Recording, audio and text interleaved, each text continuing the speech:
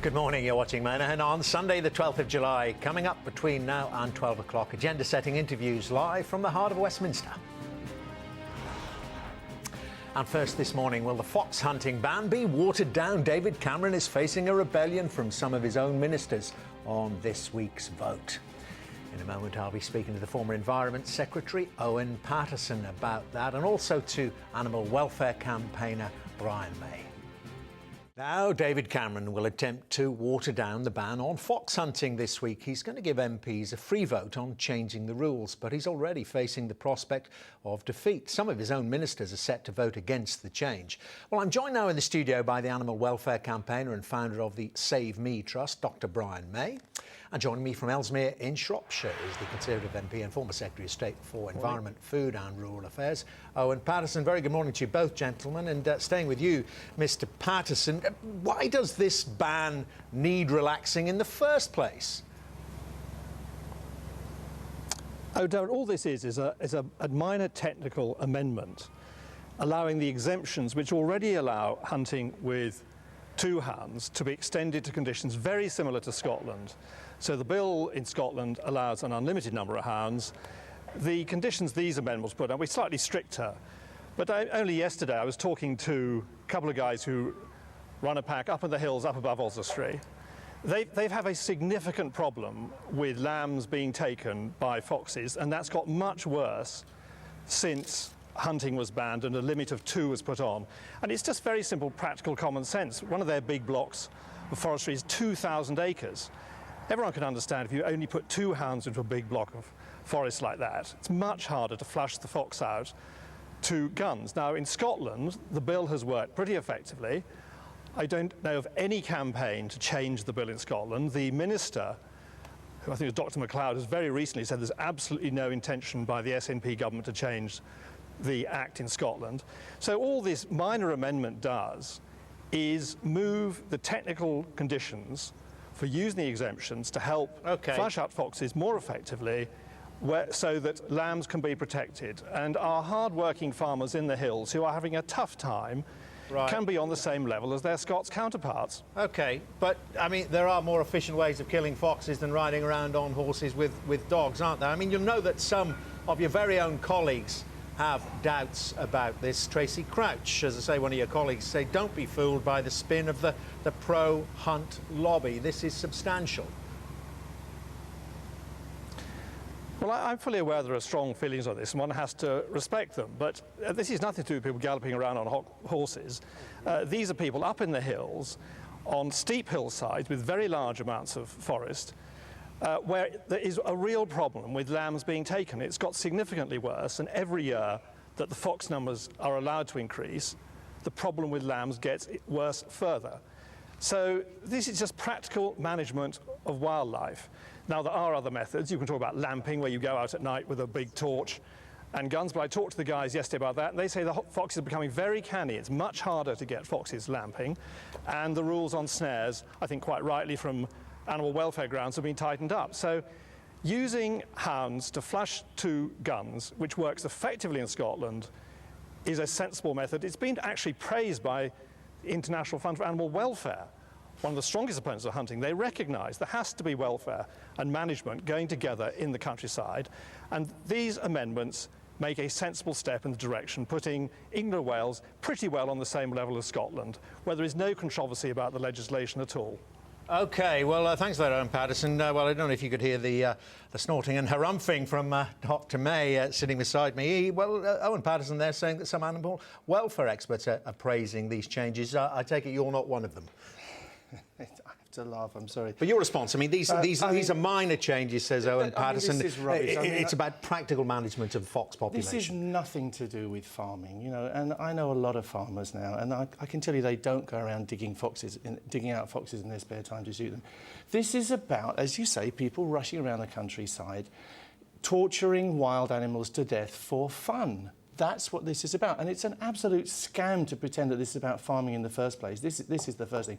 I think Owen Paterson's, saying that the farmers and the foxes in the uplands, it's nonsense. I think he's trying to say The foxes are trying to move the goalpost or something, aren't you, Owen? That was badges, wasn't it? Yeah, that was badges. But I mean, you know, the second thing is it's nothing to do with parity with Scotland. The Scottish wild that was what I wanted to This raise. is an important point. It's not a minor change, and it's nothing to do with bringing it into line with Scotland. That's an excuse. The Scottish Wild Mammals Act of 2002 is quite differently drafted, and there are other differences between the two acts. Firstly, the penalties are a lot stricter in Scotland. Secondly, there are special provisions in there to make sure that the foxes are treated humanely, which we don't have in the English Act.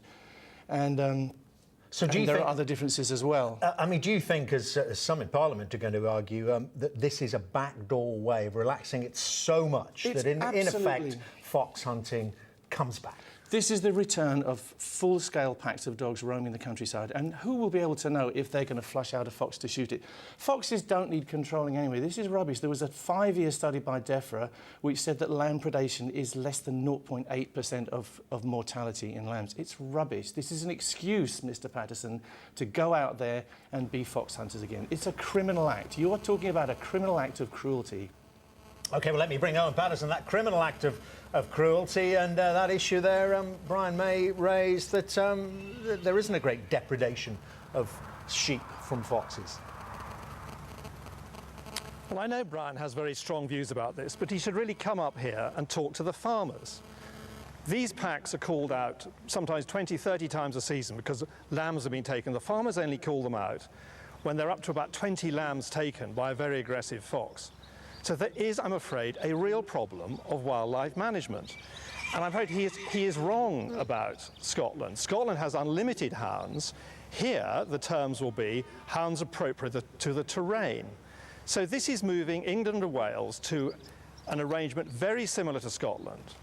And I cannot understand why. I'm sorry, you guys breed foxes. You breed foxes to continue your vile sport. It's not about control. It's a pretense. It's a lie. And may I add to that? I mean, you know, some hunting, you would admit, Mr. Paterson, is for recreational purposes. I mean, that's why some hunts exist. How can you defend this vile pursuit? That is banned. Hang on. No. But you haven't read the bill and the amendments. The amendments show that the Hunting Act stands as it does in Scotland. This is about management in the uplands where there is a real problem of land predation. And all it is putting England and Wales on a similar regime, not quite as liberal a regime as Scotland. And I don't understand why the Scottish government has been attacked. And it's very telling, I think, that the SNP minister has said recently there are no plans to bring amendments in Scotland. And this is all about management of wildlife, where there is a significant problem if fox is allowed to go uncontrolled, and I've mentioned 2 other methods which don't really work anymore, then this is the best method as proven in Scotland. I do not accept. Well, tell me why. I mean, why don't you accept that, Brian May? He's making a very powerful case, saying, well, you know, these farmers, these upland farmers, sheep farmers, they need to be protected, and foxes are a real problem. I don't believe farmers are behind this on the whole. The NFU's not behind it.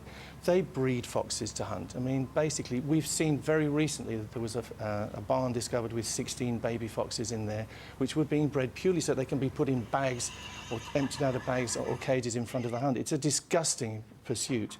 And I cannot see that we can allow this piece of... But with that other point Mr. Paterson's making about, you know, why aren't you protesting about the situation in Scotland, or are you? No, the Scottish situation actually works, but as I say, the Scottish Wild Mammals Act of 2002 is a different kind of act, and it's actually rather stronger than the English Act, and it's working fairly well. The fact that they can use whole packs of dogs has actually given problems, and I4, you see you're incorrect as well about I4, Mr. Paterson. I4 have discovered that there have been packs of dogs out there with their owners with no gun in sight, so they couldn't possibly be flushing foxes out to be shot. They were out there on full hunting, and that's what's going to happen here. This is the return of full-scale blood hunting in England, and it's a crime. I know, Paterson, I mean, there are, from what I've read into it, there are differences in terms of Scotland in what's envisaged in England and Wales. So research and observation would be allowed, which is something they don't have in Scotland, and that's open to interpretation, isn't it? Right. That's right. That's another difference between the two acts. Well, the regime in Scotland... No, I'm afraid Brian is wrong, actually. There is unlimited hounds are allowed in Scotland, and I4 said that the management of wildlife was understood, and hounds flushing to guns was the most humane method of controlling them. You've got to stop pretending this is about I don't farming. understand. No, please, let me just finish. I was talking to people who have long experience of farming in the hills near here, and they have a very real problem. You have guys, 400 or 500 sheep. They'll only call out the hounds if, as I've said, something like 15 or 20 lambs are taken. Now, that's quite significant. But so you're saying fox hunting is basically kind of like rent a kill. You know, you've got a fox problem, you call out the fox hunters. Okay, let him finish, Brian May. But you know, that is a point, and it's a point I made earlier, Owen Paterson. I mean, there is recreational hunting, is there not? No, that's bad.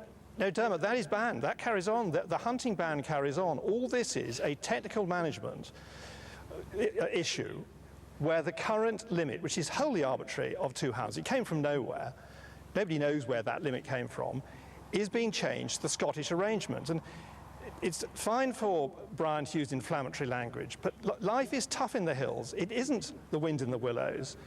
And you have to manage wildlife, you have to manage the foxes, and this is the most effective method, as has been proven in Scotland. And I really don't see why farmers near me should be penalised in comparison to their compatriots in Scotland, where there is absolutely no controversy about this method of controlling foxes. All right, last quick thought about what happens in Parliament. Brian May, presumably you and your people and supporters are talking to MPs about this, and there are plenty on the Conservative benches who might oppose it. I think it's very important that we've seen that there are a lot of Conservatives that are with us now, and we applaud that. We need people to write to your MPs. If you're at home and you agree with me, you know, please do write to your MPs, because they listen, they look at their mailboxes, and we need, especially if you're in Scotland, write to your SNP. Right, let me ask Owen Paterson. Owen Paterson, do you think you're going to get this through? Well, I hope so. I mean, so much emotion comes into this issue, and I do understand people like Brian have very, very strong feelings. But what I find sad is that people don't come to the countryside and talk to farmers, and the people I talked to yesterday who have lifelong experience of trying to manage livestock in pretty wild terrain, blocks of Sitka spruce 2,000 acres in size, where the only practical method is to use this age-old method, which is to flush hounds out to guns, and that's been proven to work. There are other alternatives which are getting worse, and it is. I wish people would just not take the emotion out of this. The ban continues. 95% of prosecutions under the current law will continue. This is purely a technical measure helping better management in the hills, enabling our very hard-working sheep farmers to be on the same footing as their compatriots in Scotland. All right, Owen Paterson, thank you very much indeed. Brian May, very good to see you. Thank you both. You almost believe in that, you're watching Murnaghan on Sky News.